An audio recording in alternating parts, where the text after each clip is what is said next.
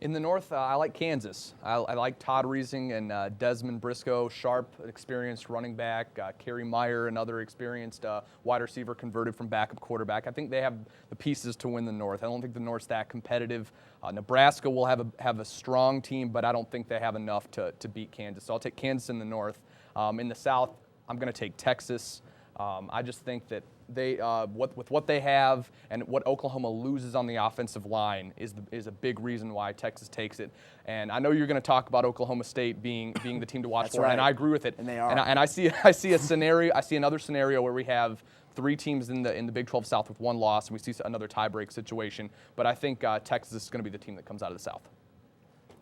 Almost word for word. What I was going to throw out there, but you look at what Briscoe and Reesing, they have a great connection. You can't pick a division winner based on just one quarterback and one wide receiver, but at least typically. But I don't think Nebraska has it. Mizzou, they lost a big leader, even though he didn't have as good of a season as everyone thought he was going to last year. They lost a big leader in Chase Daniel and Chase Patton, their backup, also very talented, and they lost him. Not sure why he was never redshirted, but I just think that Mizzou has lost too much. Nebraska just can't take that extra step. They've proven they cannot win big games or even compete in some of them. They've been getting blown out in several big games, even in Lincoln. So I think that Kansas is going to take it. I'm not a huge Kansas fan. I'm not completely sold on them, but it's almost by default in the Big 12 North. Big 12 South, going to give it to Texas, because I do think Sam Bradford is going to have a hard time adjusting to taking so many hits. I know there's been mention about the fact that he bulked up a little bit. That doesn't mean anything until he actually gets hit. And I think Colt McCoy, I mean, with a name like that, the kid was born with orange and white on. The kid was meant to be a Longhorn quarterback. I think he's going to take him to glory this year. Well, I like the Colt McCoy story. I like how he could take him to glory, but, man, down in Stillwater, there's a great football team, the Oklahoma State Cowboys. My main man, Mike Gundy, he's a man. They're just He's 40. boys. I love him. This team, you got to look at their quarterback, Zach Robinson. You got Kendall Hunter at running back, and then a wide receiver, Des Bryant. I think he's the best wide receiver in the Big 12. There's so much talent on this team. This offense is explosive. It's going to be the best offense in the Big 12, maybe the best offense in the country. I know their defense was their Achilles heel last year, but I think the defense will get better. Yeah, I think the defense will get better. And I don't know. really, in the Big 12, does the defense mean anything? No, it doesn't. I mean, if you hold your team to 42 points, you're going to win the football game. But they're just boys, though. The coach is a man, but they're just boys.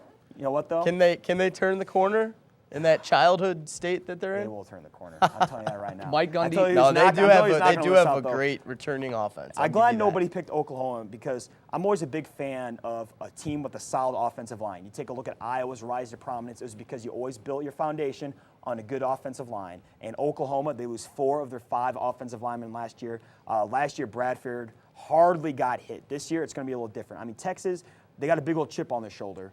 But they can respond to that one or two ways. They can either, respond to that adversity, be motivated. They're going to have the sympathy of the voters. And I think that's an important thing, especially the way the champion is determined in college football. But I just love Oklahoma State. This team reminds me so much of Texas Tech last year. I know they didn't go to the BCS, but they did tie for the South. I got to pick them. And also, I like the fact that Texas does play in Stillwater. I think that's going to be an advantage. Oklahoma State almost beat Texas last year. And from the North, I'm going to ride that Kansas train. I love Kansas. 8 starters back on offense, 8 starters back on defense. This was a team that was banged up at a lot last year. But you look at the way they played the end of the season when they were healthy. They beat Missouri on a great last-second play. They just killed Minnesota in the bowl game. So I like Kansas from the North. But obviously, the Big 12, it's just the North goes and loses to the South in the title game. So, I'm going to take Oklahoma State to beat Kansas in the title game. I really think the only time the North had a legitimate shot was with Mizzou. Not this past season, but 2 seasons ago. And I just want to make one more point about Oklahoma State. Is Mike Gundy said in the last 3 decades that school's had one legitimate defense. And even though Texas lost Arakpo and they lost a lot of people on defense, Mac Brown is the better coach, and that's why they're going to get there. They're going to get there. Gundy's a good coach, and they've improved every year, and I'm not going to deny that fact. But Texas finds ways to win big games most of the time, and they're going to do it, and Oklahoma State will fall. They do most of the time, but sometimes they do lose the big games. And when they go to Stillwater, they're going to lose. They're going to charter that plane back to Austin with a big old L. Well, that'll be And the first Oklahoma time. That'll be the first time Oklahoma State's really won a big game. I love Oklahoma State, okay? This team, I guess it's hard for me to debate it right now because we're debating about things that haven't happened yet, but we're going to look back at our predictions at the end of the year, and we'll see who's right. Let's see if Gundy wins the big one. I'm not saying you're wrong just yet because we haven't played any games yet, but okay. Let's go to the SEC. I have a feeling there's going to be some more debate when we're talking about the SEC. Obviously, the top conference in college football.